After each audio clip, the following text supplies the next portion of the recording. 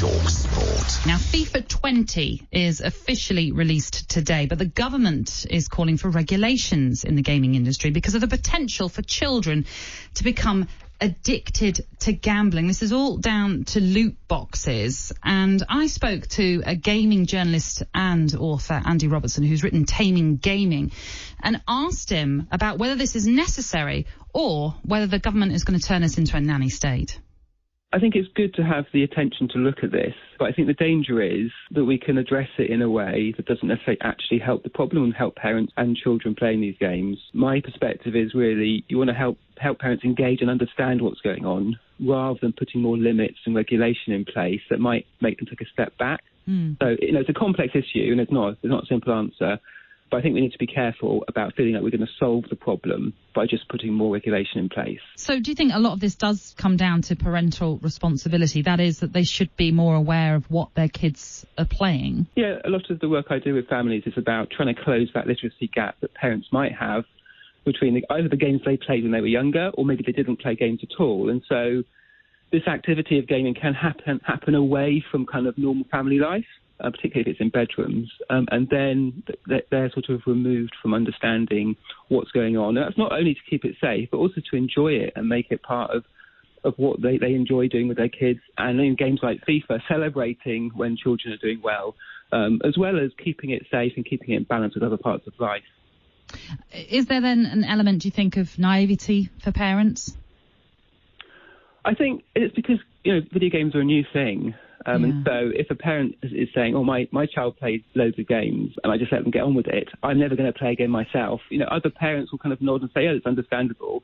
Whereas if we had a child who was maybe reading inappropriate books or, doing some other media stuff, parents would say, you need to steer them in a healthy direction, suggest really good books for them to read together, because we're used to doing that sort of parenting. And sometimes games can escape that good parenting input that parents can have.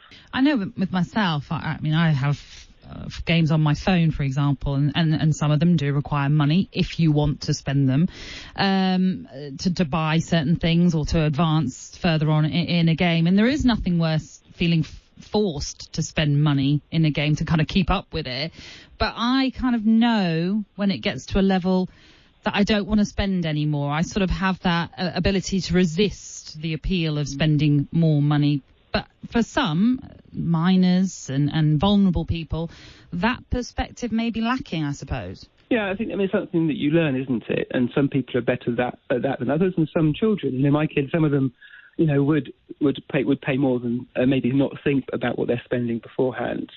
So I think that you do need that guidance, and I'd like to see, to some degree, some sort of limits in terms of what the maximum you can spend. But if you set up the technology correctly, you can do that. You can set up a pocket money kind of limit, so there's a weekly spending limit on the machines that your children are using to play games, or they have to ask you for a password before making any transaction.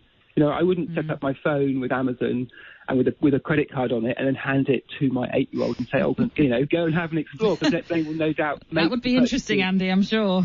Yeah, exactly. I'd be interested to see what they actually bought. Yeah. But in a similar way, we set up games consoles, and it's that literacy gap of understanding, this is something we need to pay attention to, set up correctly. And actually, a lot of the tools that parents kind of feel like they need are actually already there, and the age limits are already there. It's just actually setting it up and getting a grip of it. And that's completely possible. I hear lots of parents saying, I can't do it because my kids always get round the controls and I don't know how to do it.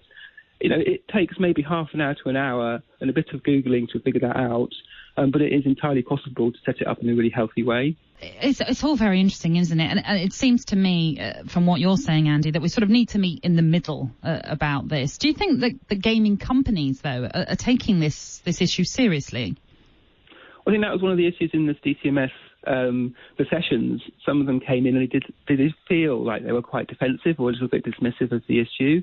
I think parents watching that would get the wrong impression, actually, because the things they do provide are pretty good. And I think that's right, that there is a good middle ground here. But the bit which is often out of these conversations is this kind of helping parents become literate with video games and actually doing work to empower them to play their role of parenting, rather than putting these regulations in place that maybe mean they take a step back, which is, could make the situation worse.